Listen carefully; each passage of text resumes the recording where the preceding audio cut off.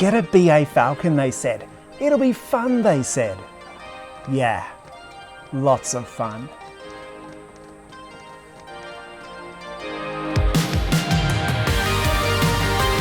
Hey guys, and welcome back to MotoringBox. As that introduction may have suggested, I'm going to be having a go at trying to fix this broken inner door handle on my driver's side rear door.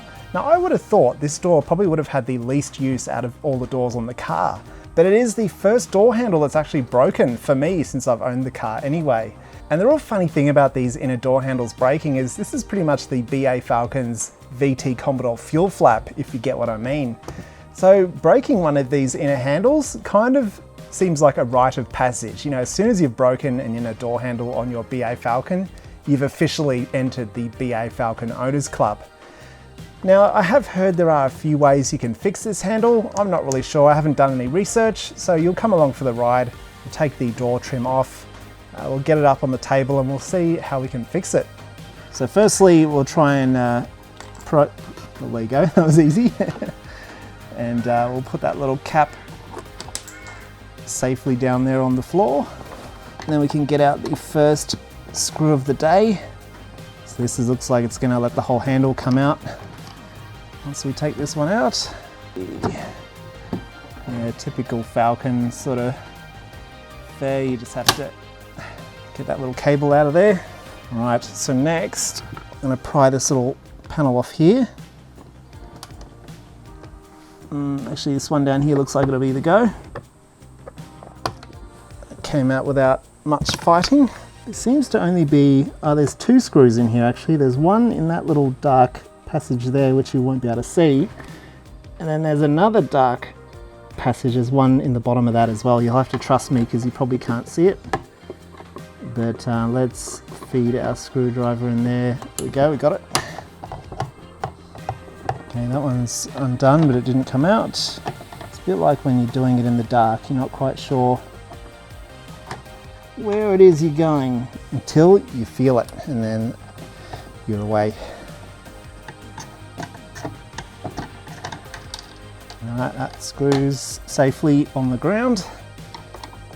Take care of the one here in the door, on the side of the door. Grab this one in the bottom of the door as well. They all seem to be the same types of screws. That one's safely down there. And we'll go for this one.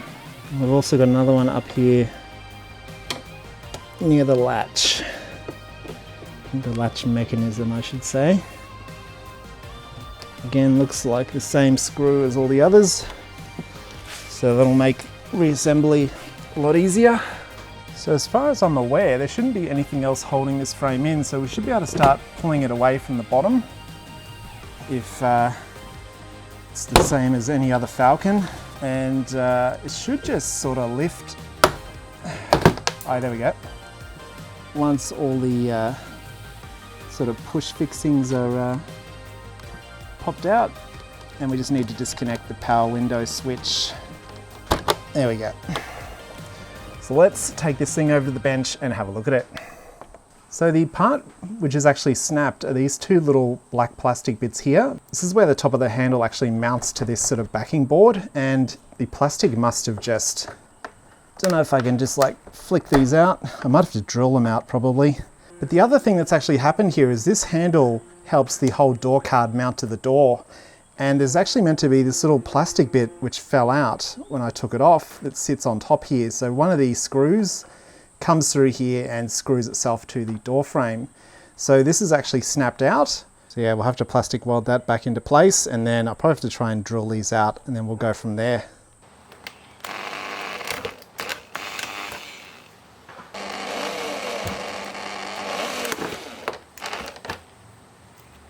So you probably won't be able to see, but this one here looks like it should be able to be fixed with a little screw. You can see there's a bit of a plastic sort of a tube on the handle side, which I reckon you could throw a screw down into to hold that in place. The other side here, whatever was underneath must have snapped off as well, because there's not really anything down there at all. So what I'm going to do here is a little technique which I call Bogan plastic welding. So what you can do is you put the two bits of plastic together that you want to reattach, and then you get a soldering iron.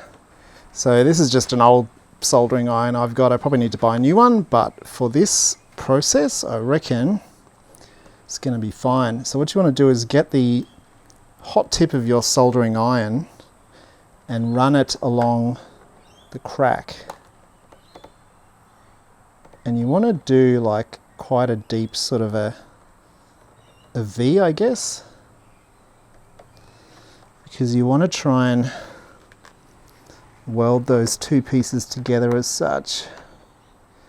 You don't want to breathe any of the fumes that are coming off this, by the way, so if you want to be careful, maybe set up a fan, a pedestal fan of some sort, and blow all the fumes away from your face, because it is toxic. It's never really scared me, but if you want to be careful, do go ahead and do that. So I've made a nice V, sort of a groove all the way around. And then what you want to do is come back and try and fold these edges back in over the top. Now it is going to look a little bit ugly, but hey, look, I called it Bogan plastic welding. But we're basically just trying to make these two bits of plastic become one bit of plastic again. So you can kind of fold the edges in and then run the iron over the top. If you want to add additional plastic, you can use a cable tie as a sort of filler rod as such.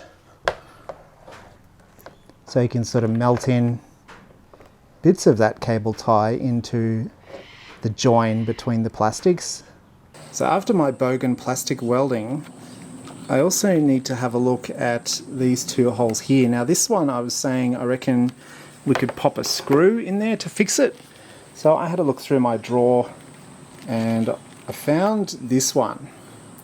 So this is a typical, I don't know what sort of screw you would call this, but it has a pretty big wide head on it. A lot of cars use these in their interiors, so it's a fairly sort of a narrow screw, but it does have a wide head on it that I think would really hold this pretty well. My only concern is that hole is quite small, and if I sort of insert this rather girthy screw into it, I'm rather worried that it might split that hole up the middle. So what I'm going to do is, I reckon this soldering iron, the tip on it is roughly, I don't know, it's probably roughly what I need for this screw to fit. So I'm going to put this down some of the way first. You can really feel it sliding in there beautifully. Not all the way, because I'm a little bit worried that it's going to make the hole a bit too girthy and then it's not going to hold on to this screw very well. So let's try slide this baby in. I have read that people have used screws before to fix this, and you know what, I reckon that's going to do a great job. I was able to insert that screw all the way down and it has torqued up really nicely. I actually can't turn that any further, it's in there nice and firm. So at least the handle is held on really well in one spot here. Problem is, I will be screwed if the handle, like the plastic, the black plastic on the handle underneath actually snaps off in the future, then that screw's not going to hold it. So, you know, I think even if you fix these inner door handles, you always need to be careful. Now this is the problem one, because there is actually no, on the black plastic underneath for the handle, there is no structure. This one had a hole, like a shaft there with a hole in it, but this one actually has nothing. So what I'm probably going to do is I'm going to grab a cable tie and I'm just going to cut lengths of it and sort of feed it down into here, and then I'm going to send that piping hot shaft from my soldering iron down there as well, and hopefully I'm going to end up with a blob of plastic that joins onto this but also joins onto the handle down there as well. So what I'm going to do is just cut a little length of cable tie and we'll feed it on down there. I might fold it in half and then just try and feed that. And then what I'll do is just This is the time where it's probably going to create a lot of fumes, so definitely have either an appropriate mask or a fan of some kind just to blow the fumes, the smoke out of your face. At the moment there is a bit of a breeze coming through the garage, so I can sort of avoid it. But now that I've got a bit of a molten blob here of plastic, I'm going to sink this puppy down. You can really hear the plastic kind of, you can feel it against the soldering iron.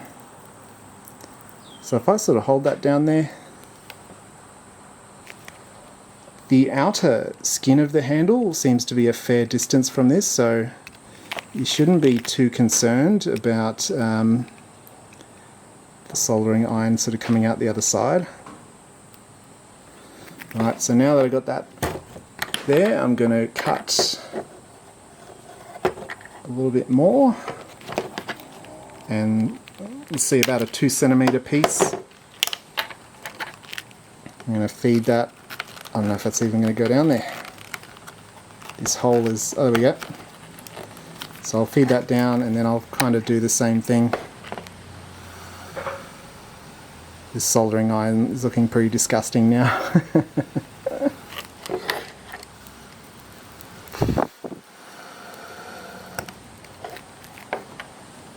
And yeah, at least, you know, you're not going to see any of this obviously because it's going to be hidden inside the door. But let's plunge this thing down again.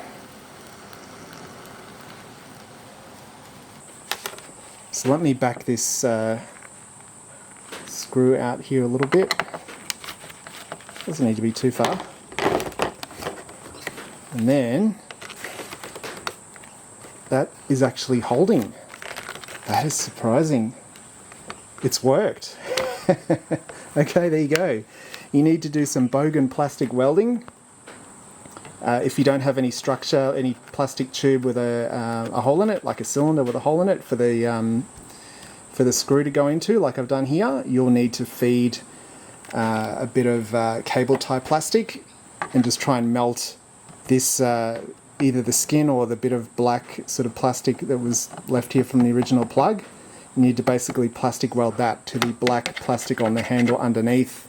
So I've had to do that here. This one obviously still had the sort of plastic cylinder as such underneath, so the screw, oh, I've just broken it. Okay, look, be very careful. If you hear it snap like I just did, I'm probably going to have to do exactly the same thing here now as well. This is the problem with old cars, you just don't know what's going to fail next. So what I might do to begin with is I'll feed this steaming hot member down through there to try and repair the crack that I would have caused from that screw. And that whole thing's kind of moving around a bit, so what I'll have to do is start feeding. I might do what I just did before and try and feed in, melt it as I go.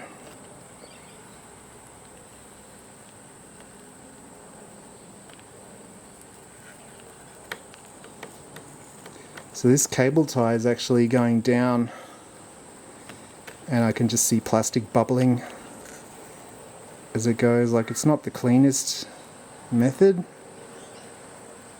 but I can see the level of the sort of plastic sludge or plastic pool is kind of rising.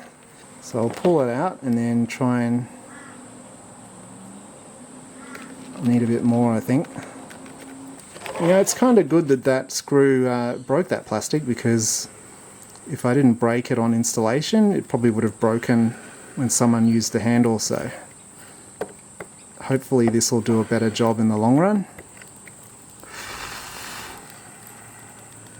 Doesn't have to look pretty, guys, it just needs to be sort of structurally as one, melted together.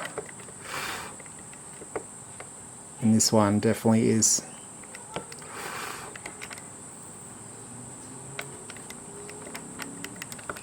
You know what, I think that'll do it.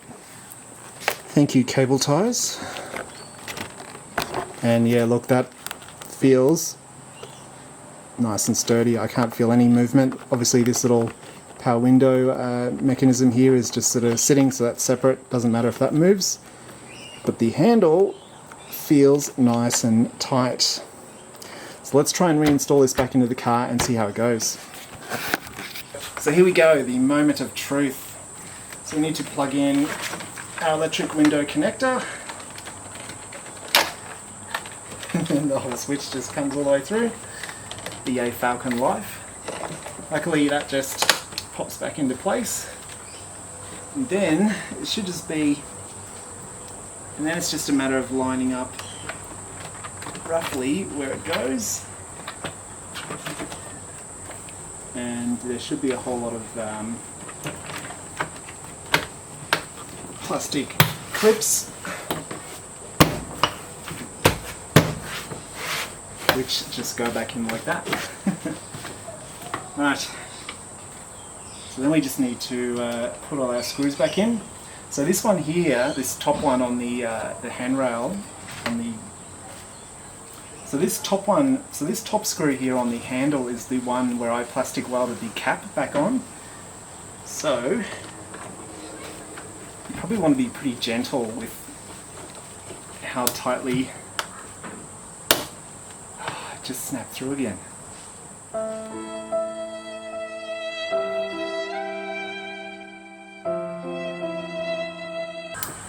Yeah, we need to fix that. Let's go back to the table. So for this second attempt, I decided to cast a much deeper V with my soldering iron and then grab a cable tie and start using it as a filler rod to try and fill in the gap. The additional melted plastic from the cable tie should go a long way in strengthening this connection and improving on the result I got the first time. Alright, second time lucky, hey? Make sure all the soundproofing rubbers and everything are in the right spot. Alright, so fingers crossed this solves our problem. So the first screw, as I mentioned the first time, is the one you perhaps want to be the most gentle with, just because that was the part we had to plastic weld the cap onto.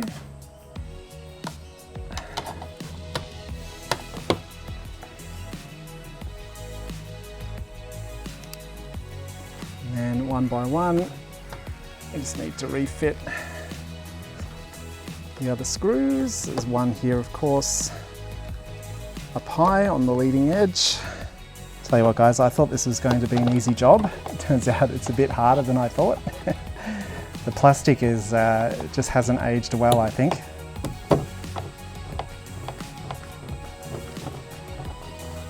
So yeah, you want to do these screws up fairly tightly, but I wouldn't do them up to the very edge of your ability, because you might snap out some more of the plastic. So we just got there's two down the bottom here, which I'm doing up.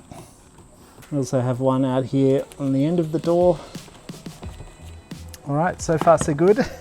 And then the very last thing is, gee, I thought I'd lost that cable for the door release for a second there, but we just need to,